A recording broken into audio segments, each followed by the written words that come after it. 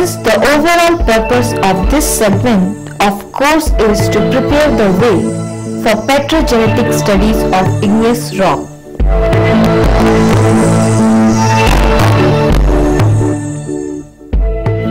Certain fundamental concepts should be borne in mind during examining the rocks. The two very important things to consider are the Bowman reaction series and igneous rock classification. In this program, we will focus on the Bowman reaction series.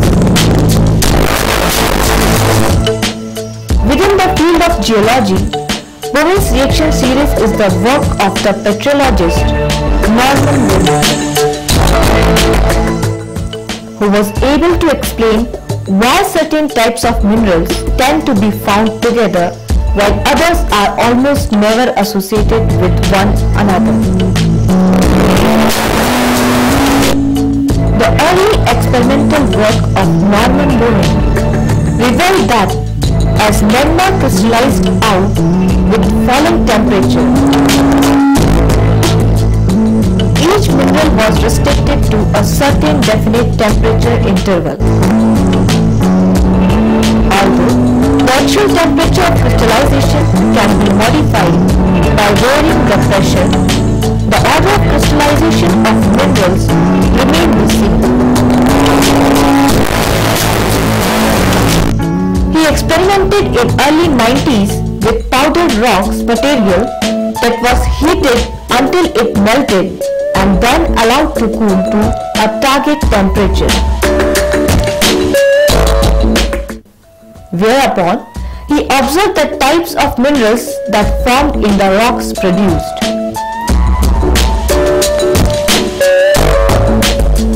He repeated this process with progressively cooler temperatures, and the results he obtained led him to formulate his reaction series, which is still accepted today as the idealized progression of minerals produced by cooling magma.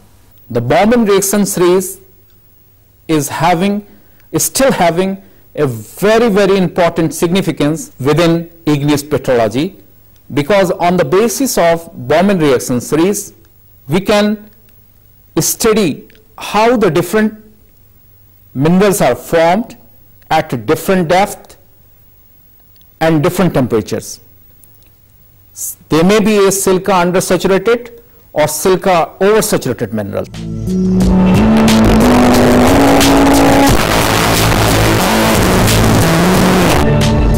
The Bowman reaction series having two branches, the continuous and the discontinuous. The branch on the right is the continuous. The mineral at the top of the illustration are first to crystallize, and so the temperature gradient can be read to be from high to low, with the high temperature minerals being on the top and the low temperature ones on the bottom. Since the surface of the earth is a low temperature environment compared to the zones of rock formation, the chart also easily shows the stability of minerals, with the ones at bottom being most stable and the ones at top being quickest to weather. This is because minerals are most stable in the conditions closest to those under which they had formed. Put simply, the high temperature minerals, the first ones to crystallize in a mass of magma, are most unstable at the Earth's surface and quickest to weather because the surface is most different from the conditions under which they were created, while the low temperature minerals are much more stable because the conditions at the surface are much more similar to the condition under which they formed. The mafic, that is magnesium iron minerals, interact with the remaining magma and give rise to mafic mineral of different structure as the temperature falls. These define the discontinuous reaction series. If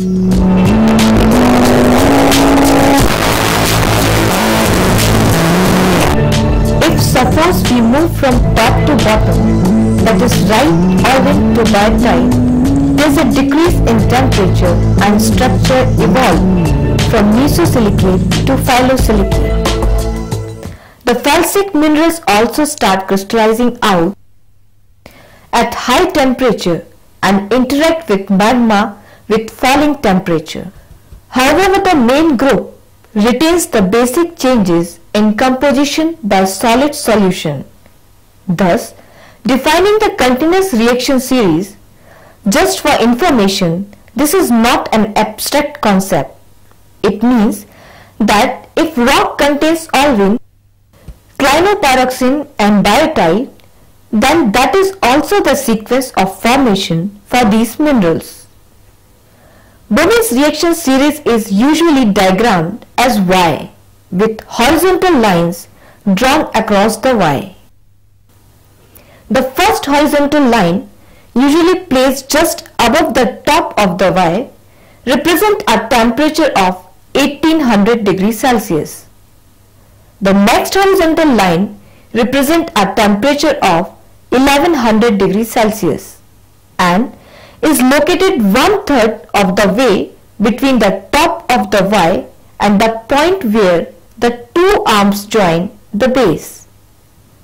A third line representing a temperature of 900 degrees Celsius is located 2/3 of the way from the top of the Y to juncture of the upper arms.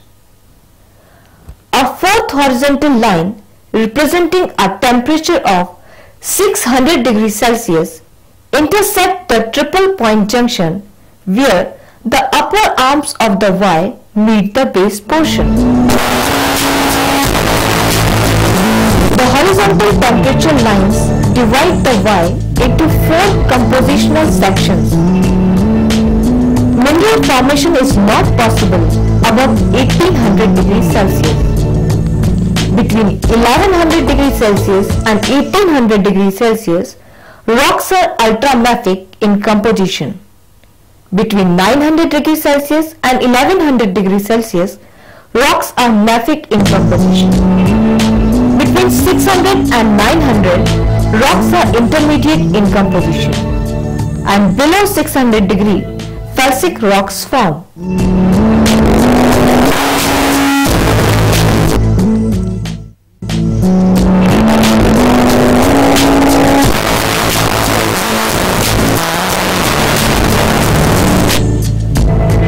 Discuss in detail the discontinuous reaction series. The left hand side of Bowen's reaction series, these are a group of mafic or iron magnesium bearing minerals: olivine, pyroxene, amphibole and biotite. If the chemistry of the melt is correct, these minerals react discontinuously to form the next mineral in the series. What this means in igneous magmas is that if there is enough silica in the melt, each mineral will change to the next mineral lower in the series as the temperature drops. As you go down Bowen's reaction series, the mineral increases in the proportions of silica in their composition. In a basaltic melt, olivine will be the first mafic mineral to form. When the temperature is low enough to form pyroxene, all of the olivine will react with the melt to form pyroxene, and pyroxene will crystallize out of the melt. At the crystallization temperature of amphibole, all the pyroxene will react with the melt to form amphibole, and amphibole will crystallize. At the crystallization temperature of biotite, all of the amphibole will react to form biotite, and biotite will crystallize. Thus, all rock should only have biotite. But we know that it is not true. If rock crystallizes olivine and there is not enough silica to form pyroxene, then the reaction will not occur and olivine will remain. If you are crystallizing olivine and the temperature drops too fast for the reaction to take place, then the reaction will not have time to occur. The rock will solidify quickly and the mineral will remain olivine. If suppose you will see the discontinuous series where the olivine, pyroxenes, amphiboles and biotite are there. The olivine crystallize in nesosilicates, or in other words we can say the silicon oxygen ratio is 1:4.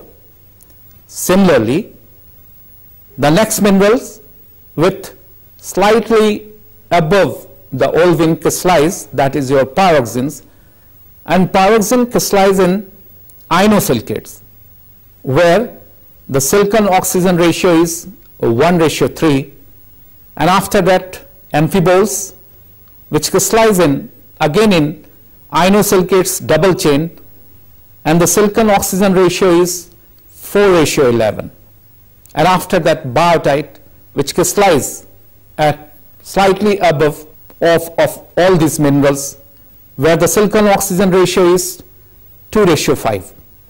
If suppose you see the evolution point of view, the olivine as a primitive in structures as compared to biotite, more which are having seed silicate structures, and silicon oxygen ratio is 2:5. The right form, if suppose in move from olivine to biotite, there is a structure is evolved. Depth wise, if suppose you will see, then depth is reduced right from olivine to biotite. Similarly, the temperature also reduced from olivine to biotite.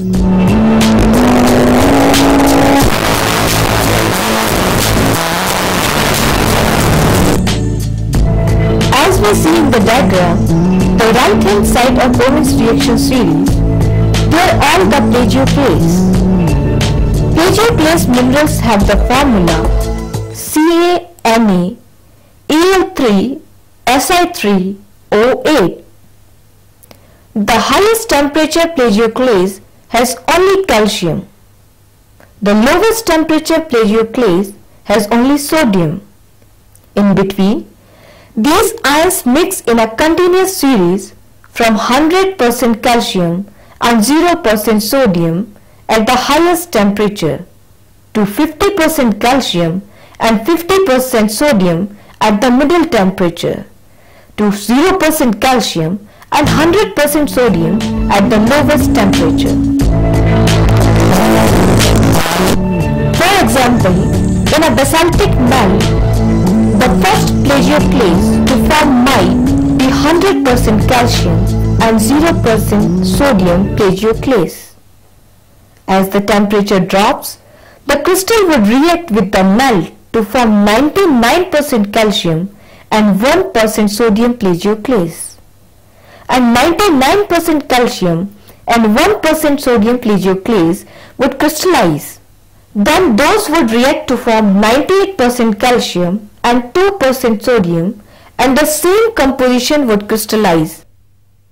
All of this is happening continuously provided there is enough time for the reactions to take place and enough sodium, aluminium and silica in the melt to form each new mineral. The end result will be a rock with plagioclase with the same ratio of calcium to sodium as the starting magma. On both sides of reaction series, as we see in the diagram, the silica content of the minerals increases as the crystallization trends heads downward.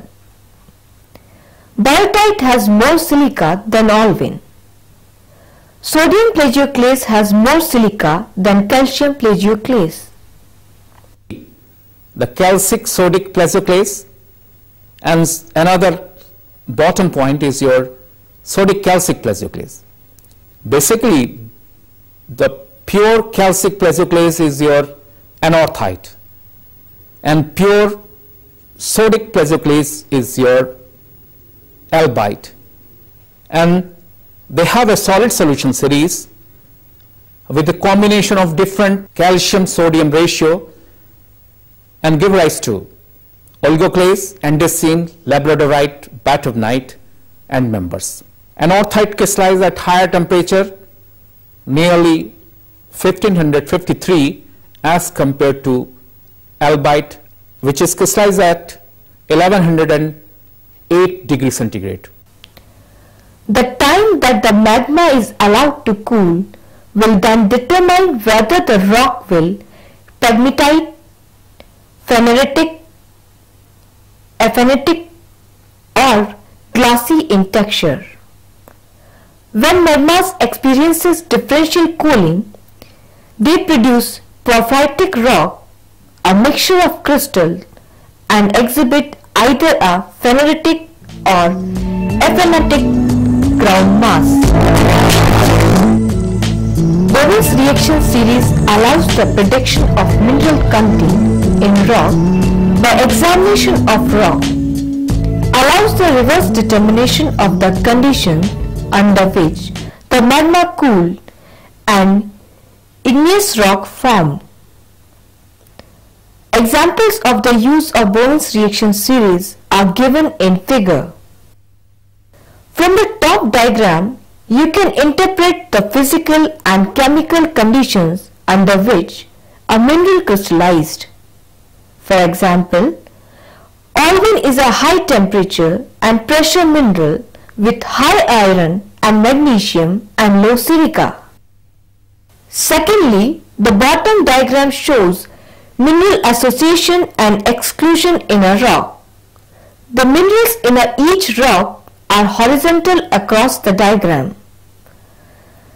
Basalt would have olivine, pyroxene and high calcium plagioclase, but would not have quartz and potassium feldspar. The top diagram shows mineral stabilities in a weathering environment, the least stable at 1 bar and 25 degrees Celsius. The least stable minerals are at the top of the diagram and the most stable at the bottom. A basalt contains olivine and calcium plagioclase. If it is being weathered, these minerals are very unstable and will readily break down by dissolving and forming clays. A granite contains quartz, potassium feldspar and muscovite. The muscovite and potassium will readily break down, but the quartz is fairly resistant. When the products of the weathering of basalt and granite are eroded and deposited, you would expect to find lots of quartz, maybe some potassium feldspar and muscovite, and no olivine and calcium plagioclase. Fourthly, the rocks at the top and bottom of Bowen's reaction series should not occur in same outcrop. The conditions that produce basalts are not the same as those that produce rhyolite. If a basalt has quartz in it, which occasionally occurs, the quartz must have come not from the magma, but from the rock into which the basalt was intruded.